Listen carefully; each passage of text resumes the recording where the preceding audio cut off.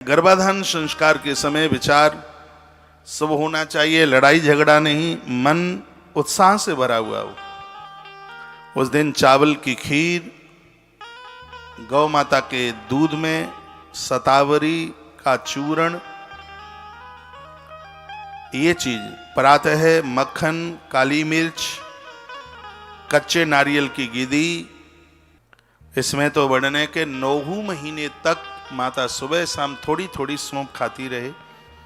प्रातः थोड़ा मक्खन, थोड़ी काली मिर्च, इनसे होने वाली संतान गौरव युक्त होगी। लेकिन तुम तो समोसा खाओगी, मानोगी नहीं। समोसा का तो इसलिए तो टेढ़े मेढ़े हो रहे हैं। फिर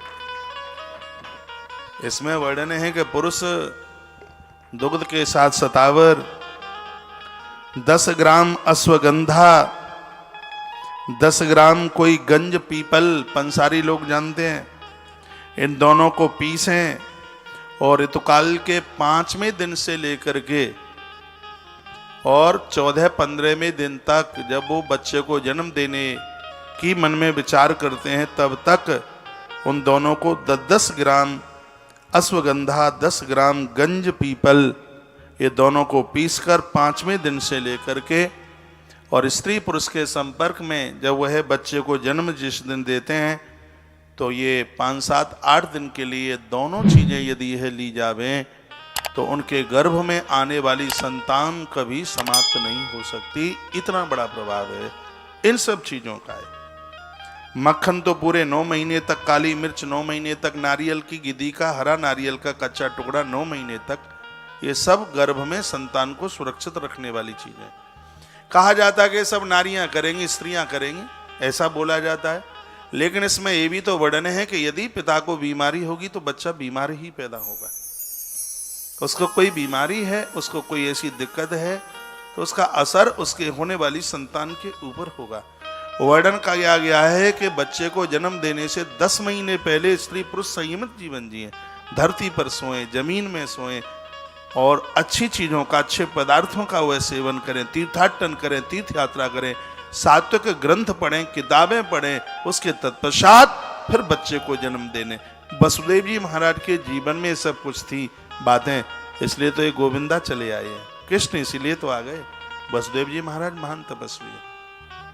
हर रोज यमुना में इनका स्नान होता था, नित्य यमुना में स्नान होता था इनका। अपनी नासिका के दोनों छेदों में गुलाब जल की बूंदें रोज डालते थे। यह नित्य इनके बारे में उपनिषद ग्रंथ, किताबें, नित्य अग्निहोत्र, इसलिए तो कृष्ण भी तो रोजाना यज्ञ करते थे। ये सब इनके जीवन काल में यह था। तो पिता के संस्कार तो बच्चों में बिल्कुल सब चल करके आते हैं। ये सब बातें आज आप सुन रहे हैं, पछतावा हो रहा होगा, आपको लग रहा होगा कि महाराज ने ये बातें 20 साल पहले क्यों ना बता दी। हाँ, ये चीजें और ये सब हमारे ग्रंथों में है। ऐसा नहीं है कि हमारी सब ग्रंथों से बाहर है, ये सब हमारे ग्रंथों में है। अब दशरथ के पुत्र राम हैं, ये सबको पता है। अब ये भी पता होना चाहिए कि राम जैसा पुत्र यज्ञ करने से प्रकट होता है।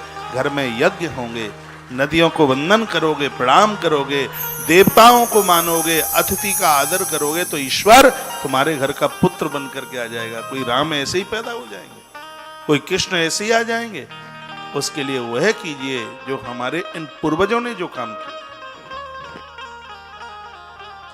घर में कोई गर्भिणी नारी है, थोड़ा सा मक्खन, दूध घर में लाएं, अपने हाथ से निकालें और उसको थोड़ा सा मक्खन, और मक्खन में थोड़ी काली मिर्च डाल करके, थोड़ी हरी गिदी का टुकड़ा, इतना सा, इसको पूरा जब तक संतान का जन्म होता है तब तक गर्भ में संतान नहीं खत्म होगी बिल्कुल। और बड़ा अशुभ है कि गर्भ में संतान खत्म होती है।